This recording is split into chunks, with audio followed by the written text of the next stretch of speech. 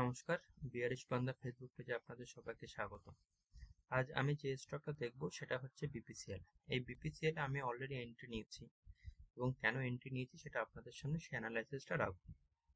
এই মুহূর্তে আমরা যে চার্ট প্যাটার্নে আছে সেটা হচ্ছে মান্থলি চার্ট প্যাটার্ন। এখানে যদি আমরা ট্রেন্ড লাইন টানি তাহলে দেখা যায় কেমন কি দাঁড়ায়। এই মান্থলি চার্ট প্যাটার্নে আমরা এরকম কিন্তু একটা ট্রেন্ড লাইন টানতে পারি। একই সঙ্গে আমরা এখানে একটা হরাইজন্টাল কিন্তু রে তাহলে এখানে কিন্তু একটা সাপোর্ট কিন্তু আমরা টানতে পারি, যেটা এই সব ক্যান্ডেলের জন্য রেজিস্ট্যান্স হিসেবে কাজ করছিল। এটা এই ক্যান্ডেলটা ব্রেকআউট হওয়ার পর মার্কেট কিন্তু বেশ খানিকটা কিন্তু উপরের দিকে গিয়ে আবার রিট্রেস করেছে, আবার একই রকম এই সাপোর্টটাকে কিন্তু ব্রেকআউট দিয়ে আবার মার্কেট কিন্তু উপরের দিকে গিয়েছিল। তাই এই সাপোর্ট লাইনটা বা এই যে এই মুহূর্তে সাপোর্ট লাইন হিসেবে কাজ করছে, এই সাপোর্ট লাইনটা কিন্তু একটা মেজর সাপোর্ট লাইন হিসেবে কাজ করবে। এরপর যদি আমরা একটু উইকলি টাইম ফ্রেমে যাই তাহলে আমরা দেখতে পাচ্ছি ওই ট্রেন্ড লাইনটাকে কিন্তু ব্রেকডাউন করেছে। আর এরপরে যদি আমরা একটু ডেইলি টাইম ফ্রেমে যাই, ডেইলি টাইম ফ্রেমে যদি যাই তাহলে দেখতে পাচ্ছি এইখানে কিন্তু এইসব জায়গায় কিন্তু একটা ছোট্ট একটা রেজিস্ট্যান্স, ছোট্ট একটা সাপোর্ট কিন্তু আছে এই ক্যান্ডেলে। এই ক্যান্ডেলটা একটা মেজর ক্যান্ডেল হিসেবে কনসিডার করা যেতে পারে, যেহেতু এই ক্যান্ডেলটা একটু ব্রেকআউট দিয়েছিল তাই এই ক্যান্ডেলটাকে একটা মেজর ক্যান্ডেল হিসেবে কনসিডার করা যেতে পারে।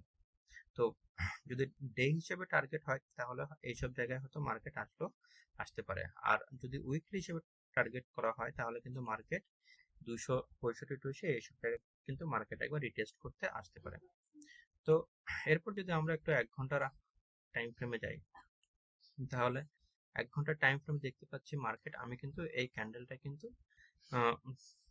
এটা 2:15, এই 2:15 নাগাদ এই ক্যান্ডেলে কিন্তু আমি এন্ট্রি নিয়েছি। তো এখন আমি হোল্ড করে আছি।